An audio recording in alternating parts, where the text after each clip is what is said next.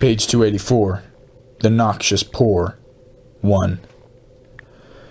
Summer passed, then autumn. Winter came. Neither Monsieur Leblanc nor the girl had set foot in the Luxembourg. Marius had now but one thought, to see that sweet, that adorable face again. He searched continually. He searched everywhere. He found nothing. He was no longer Marius, the enthusiastic dreamer, the resolute man, ardent yet firm. The bold challenger of destiny, the brain which projected and built future upon future, the young heart, full of plans, projects, prides, ideas, and desires. He was a lost dog. He fell into a melancholy. It was all over with him. Work disgusted him, walking fatigued him, solitude wearied him. Vast nature, once so full of forms, of illuminations, of voices, of counsels, of perspectives, of horizons, of teachings, was now a void before him. It seemed to him that everything had disappeared.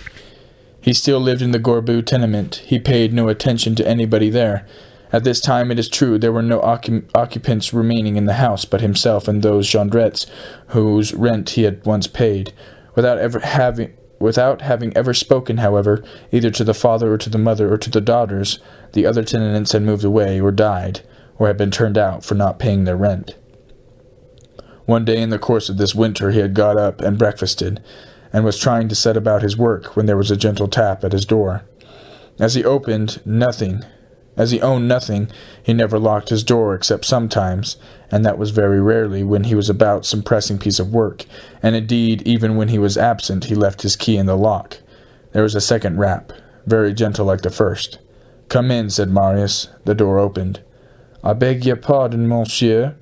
It was a hollow, cracked, smothered, rasping voice, the voice of an old woman, roughened by brandy and by liquors. Marius turned quickly and saw a young girl. Page 285. 2. A girl who was quite young was standing in the half-open door. The little round window through which the light found its way into the garret was exactly opposite the door and lit up this form with a pallid light. It was a pale, puny, meagre creature, nothing but a chemise, and a skirt covering a shivering and chilly nakedness. A string for a belt, a string for a headdress, sharp shoulders protruding from a chemise, a blonde and lymphatic pallor, dirty shoulder blades, red hands, the mouth open, sunken, from some teeth gone, the eyes dull, bold and drooping, the form of an unripe young girl, the look of a corrupted old woman, 50 years joined. With 15, one of those beings who are both feeble and horrible at once, and who make those shudder whom they do not make weep. Marius arose, and gazed with a kind of astonishment upon this being, so much like the shadowy forms which pass across our dreams. The most touching thing about it was that this young girl had not come into the world to be ugly. In her early childhood she must have been very pretty. The grace of her youth was still struggling against the hideous old age brought on by debauchery and poverty. A remnant of beauty was dying out upon this face of 16, like the pale sun which is extinguished by frightful clouds at the dawn of a winter's day. "What do you wish, mademoiselle?" said he. The young girl answered with her voice like a drunken galley slave's. "Here is a letter for you, Monsieur Marius." She called Marius by his name. He could not doubt that her business was with him. But what was this girl? How did she know his name? Without waiting for an invitation, she entered. She entered resolutely, looking at the whole room and the unmade bed with a sort of assurance which chilled the heart. She was barefooted. Great holes in her skirt revealed her long limbs and her sharp knees. She was shivering. She had really in her hand a letter which she presented to Marius. Marius, in opening this letter, noticed that the enormously large wafer was still wet. The message could not have come far. He read, "My amiable neighbor young man, I have learned your kindness toward me, that you have paid my rent 6 months ago. I bless you, young man. My eldest daughter will tell you that we have been without a morsel of bread for 2 days, 4 persons, and my spouse sick. If I am not deceived by my thoughts, I think I may hope that your generous heart will soften at this exposure, and that the desire will subjugate you of being propitious to me by deigning to lavish upon me some light gift. I am with the distinguished consideration which is due to the benefactors of humanity. Jondrette. P.S. My daughter will await your orders, dear Monsieur Marius." Meantime, while Marius fixed upon her an astonished and sorrowful look, the young girl was walking to and fro in the room with the boldness of a spectre. She bustled about regardless of her nakedness.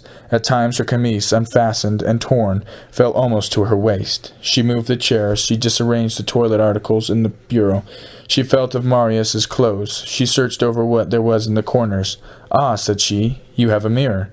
And she hummed as if she had been alone, snatches of songs, light refrains, which were made dismal by her harsh and guttural voice. Beneath this boldness could be perceived an indescribable constraint, restlessness, and humility. Effrontery is a shame.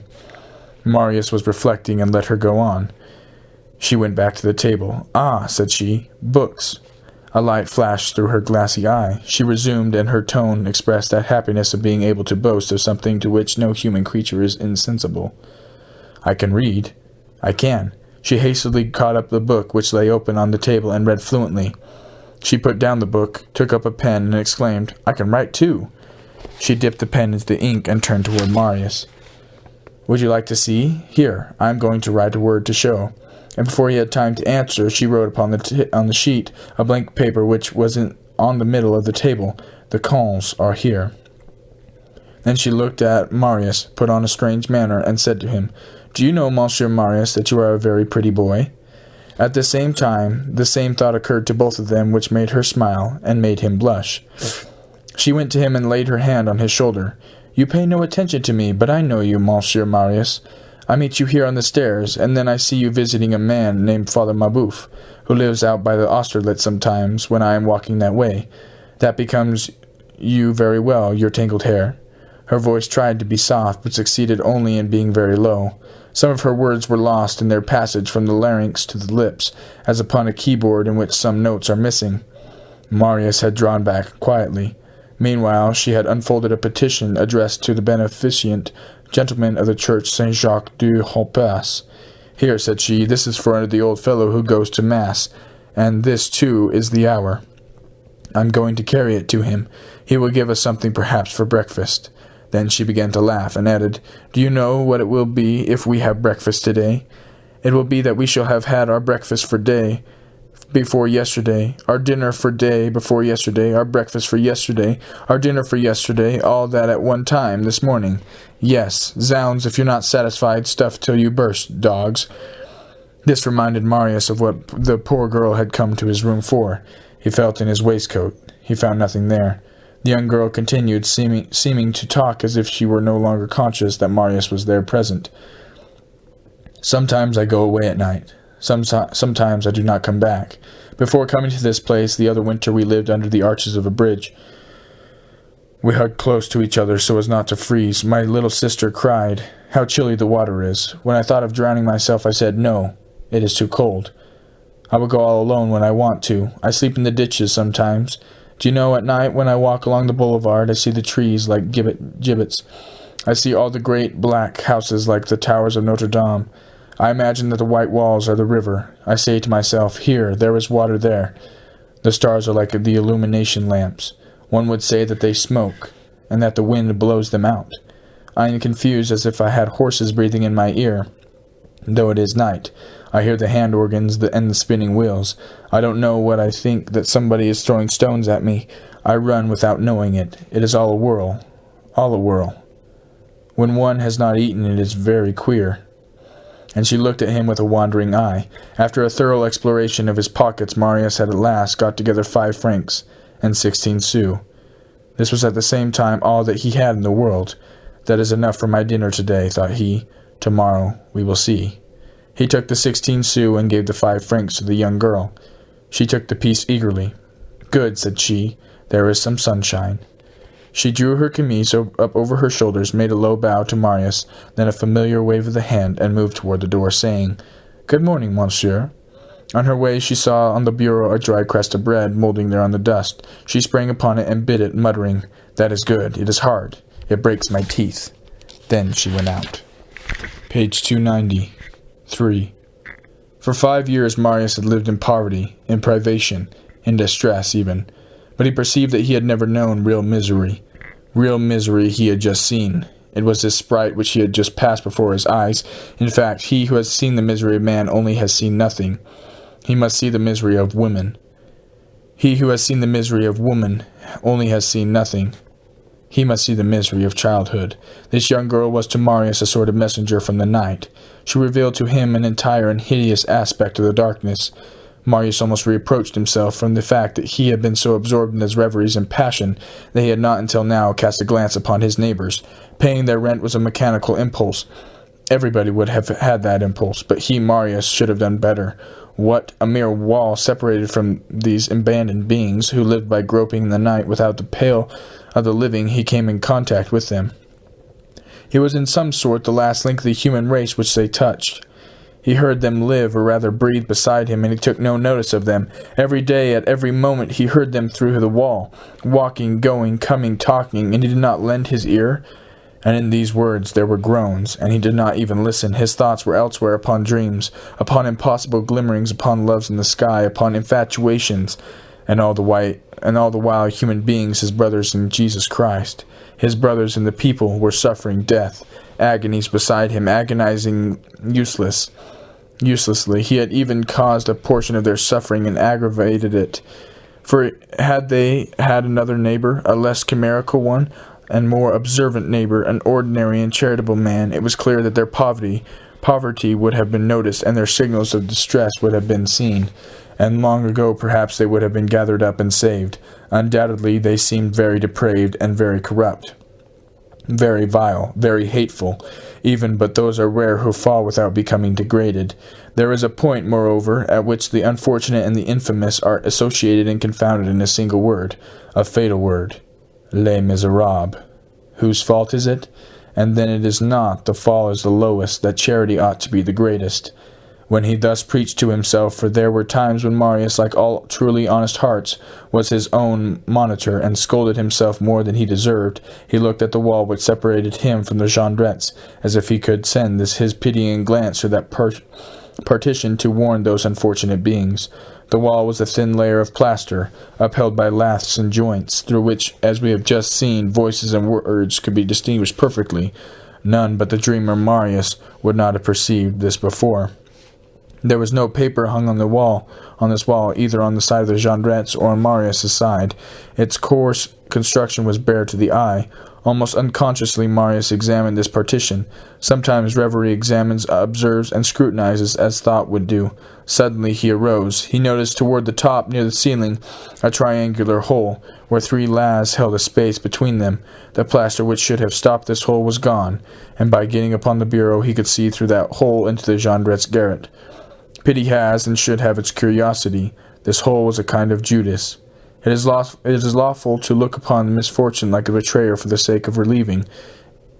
Let us see what these people are, thought Marius, and to what they are reduced.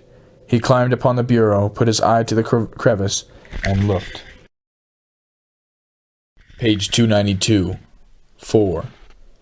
What Marius saw was a hole. Marius was poor, and his room was poorly furnished. But even as his poverty was noble, his garret was clean. The den into which his eyes were at that moment directed was abject, filthy, fetid, infectious, gloomy, unclean. All the furniture were 2 straw chairs, a rickety table, a few old broken dishes, and in 2 of the corners were 2 indescribable pallets. All the light came from a dormer window of 4 panes, curtained with spiders' webs. Just enough light came through that loophole to make a man's face appear like a face of a phantom. The walls had a leprous look, and were covered with seams and scars, like a face disfigured by some horrible malady. A putrid moisture oozed from them. Obscene pictures could be discovered upon them, coarsely sketched in charcoal. The room which Marius occupied had a broken brick pavement. This one was neither paved nor floored. The inmates walked immediately upon the old plastering of the ruinous tenement, which had grown black under their feet. Upon this uneven soil where the dust was, as it were, encrusted, and which was virgin soil in respect only of the broom, were grouped at random constellations of socks, old shoes, and hideous rags. However, this room had a fireplace, so it rented for 40 francs a year. In the fireplace there was a little of everything, a chafing dish, a kettle, some broken boards, rags hanging on nails, a bird cage, some ashes, and even a little fire. 2 embers were smoking sullenly. By the table upon which Marius saw a pen, ink, and paper was seated a man of about 60, small, thin, livid, haggard, with a keen, cruel, and restless air. A hideous harpy. Lavater, if he could have studied this face, would have found it a mixture of vulture and pettifogger, the bird of prey and the man of tricks rendering each other ugly and complete, the man of tricks making the bird of prey ignoble, the bird of prey making the man of tricks horrible. This man had a long grey beard. He was dressed in a woman's chemise, which showed his shaggy breast and his naked arms bristling with grey hairs. Below this chemise were a pair of muddy pantaloons and boots from which the toes stuck out. He had a pipe in his mouth and was smoking. There was no more bread in the den, but there was tobacco. The man talked aloud, and Marius heard his words.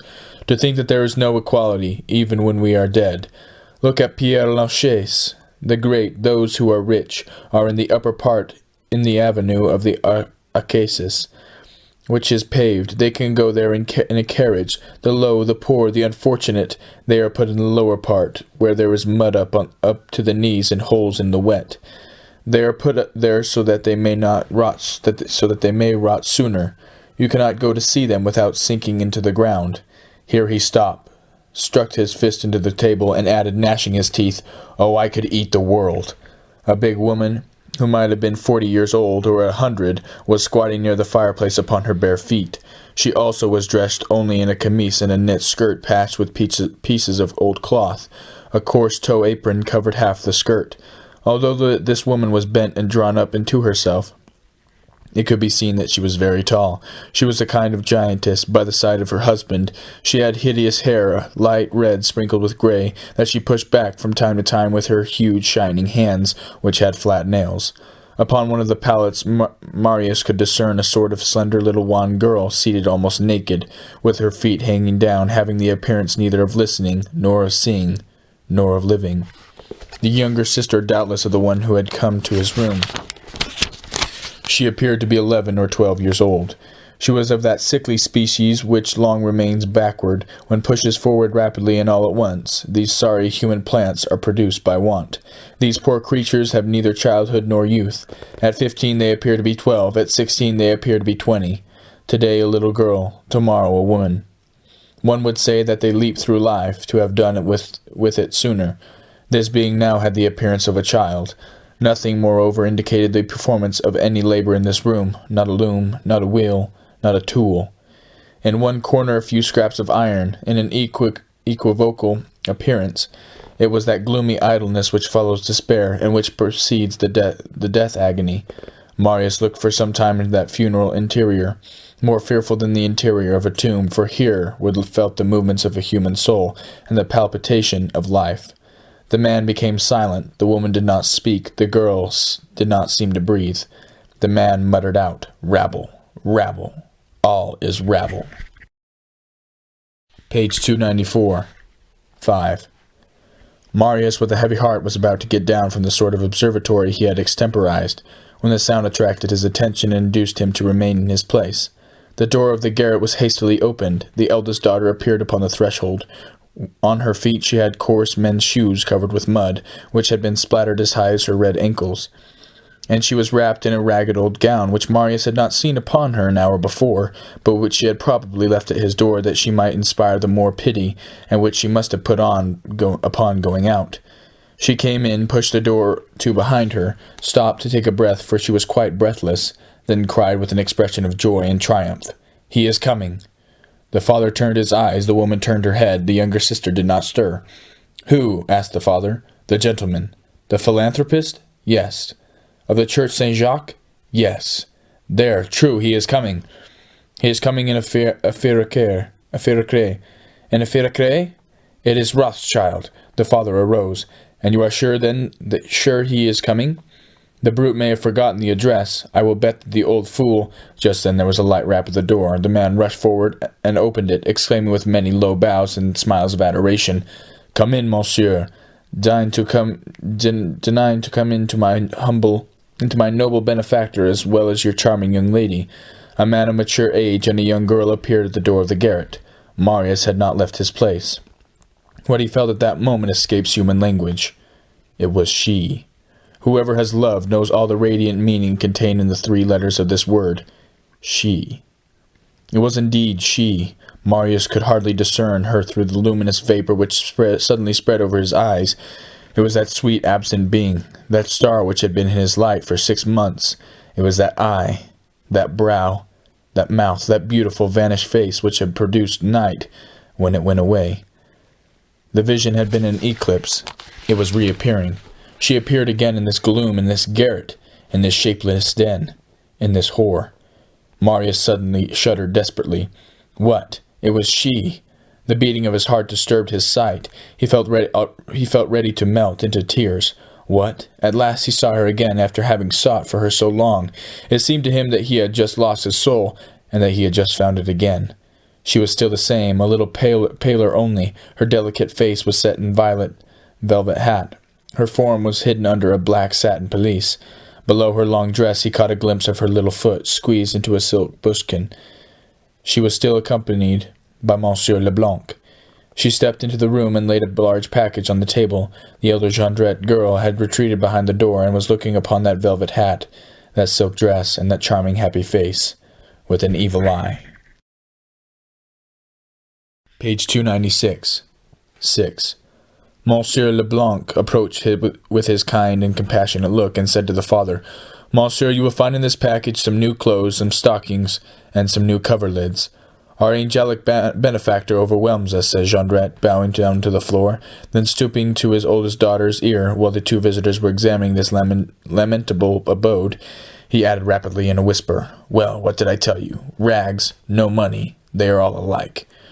For some moments Jondrette had been looking at the philanthropist in a strange manner. Even while speaking he seemed to scrutinize him closely, as if he were trying to recall some reminiscence. Suddenly he passed over his wife, who was lying on her bed, appearing to be overwhelmed and stupid, and said to her quickly in a very low tone, "Notice that man?" Then turning toward Monsieur Leblanc and continuing his lamentation, "You see, monsieur, my whole dress is nothing but a chemise of my wife's, and that all torn. In the heart of winter I cannot go out, for lack of a coat. Well, monsieur, my worthy monsieur, do you know what is going to happen tomorrow? Tomorrow is the 4th of February, the fatal day, the last delay that my landlord will give me. If I do not pay him this evening, tomorrow, my eldest daughter, myself, my spouse, with her fever, my child, we shall all 4 be turned outdoors, and driven off into the street, upon the boulevard, without shelter into the rain, upon the snow. You see, monsieur, I owe 4 quarters a year. That is 60 francs. Jondrette lied. 4 quarters would have made but 40 francs, and he could not have owed for 4, since it was not 6 months, and Marius had paid for 2. Monsieur Leblanc took 5 francs from his pocket and threw them on the table. Jondrette had time to mutter into the ear of his elder daughter, "The whelp! What does he think I am going to do with this 5 francs?" Meantime, Monsieur Leblanc had taken off a large brown overcoat which he wore over his blue surtout, and hung it over the back of the chair. "I will be here at 6 o'clock," said he, "and I will bring you the 60 francs. "My benefactor!" cried Jondrette distractedly, and then he added in an undertone, "Take a good look at him, wife." Just then the overcoat on the chair caught the eye of the elder daughter. "Monsieur," said she, "you forgot your coat." Jondrette threw a crushing glance at his daughter, accompanied by a terrible shrug of the shoulders. Monsieur Leblanc turned and answered with a smile, "I do not forget it. I leave it." "Oh, my patron," said Jondrette, "my noble benefactor, I am melting into tears. Allow me to conduct you to your carriage." "If you go out," replied Monsieur Leblanc, "put on this overcoat. It is really very cold." Jondrette did not make him say it twice. He put on the brown overcoat very quickly, and they went out, all 3.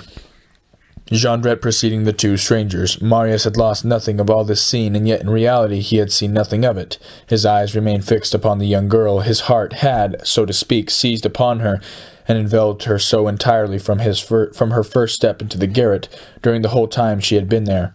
He had lived that life of ecstasy which suspends material perceptions and precipitates the whole soul upon a single point. He contemplated not that girl, but that light in the satin pelisse and a velvet hat. Had the Sirius entered the room, he would not have been more dazzled. When she went out, he had one thought, to follow her, not to give up her track, not to leave her without knowing where she lived, not to lose her again, at least after having so miraculously found her. He leapt down from the bureau and took his hat. He was putting his hand on the bolt, and was just going out. He reflected and stopped. The hall was long, the stairs steep. Jondrette, a great talker, Monsieur Leblanc doubtless had not yet got into his carriage. If he should turn around in the passage, or on the stairs, or on the doorstep, and perceive him, Marius in that house, he would certainly be alarmed, and would find means to escape him anew, and it would be all over at once. What was to be done? Wait a little? But during the delay the carriage might go. Marius was perplexed. At last he took the risk, and went out of his room. There was nobody in the hall. He ran to the stairs. There was nobody on the stairs. He hurried down and reached the boulevard in time to see a fiacre turn the corner of the Rue des Petits Banquiers and return into the city. Page 299. 7. Marius mounted the stairs of the old tenement with slow steps, went into his room and pushed to his door behind him. It did not close. He turned and saw a hand holding the door partly open. "What is it?" he asked. "Who is there?" It was a Jondrette girl. "Is it you?" said Marius almost harshly. "You again? What do you want of me?" She seemed thoughtful and did not look at him. He had lost the assurance which she had had in the morning. She did not come in, but stopped in the dusky hall, where Marius perceived her through the half-open door. "Come now, will you answer?" said Marius. "What is it you want of me?" She raised her mournful eyes, in which a sort of confused light seemed to shine dimly, and said to him, "Monsieur Marius, you look sad. What is the matter with you?" "With me?" "Yes, you." "There is nothing the matter with me." "Yes." "No." "I tell you there is. Let me be quiet." Marius pushed the door anew. She still held it back. "Stop," said she. "You are wrong. Though you may not be rich, you were good this morning. Be so again now. Can I serve you in anything? Let me. I do not ask your secrets. You need not tell them to me, but yet I may be useful. I can certainly help you, since I help my father. When it is necessary to carry letters, go into houses, inquire from door to door, find out an address, follow somebody, I do it." An idea came into Marius's mind. What straw do we despise when we feel that we are sinking? He approached the girl. "Listen," said he to her kindly. She interrupted him with a flashy joy in her eyes. "Ah, yes, talk softly to me. I like that better." "Well," resumed he, "you brought this old gentleman here with his daughter." "Yes." "Do you know their address?" "No." "Find it for me." The girl's eyes, which had been gloomy, had become joyful. They now became dark. "Is that what you want?" she asked. "Yes." "Do you know them?" "No." "That is to say," said she hastily, "you do not know her, but you want to know her." This them, which had become her, had an indescribable significance and bitterness. "What will you give me?" "Anything you wish." "Anything I wish?" "Yes." "You shall have the address." She looked down, and then with a hasty movement closed the door.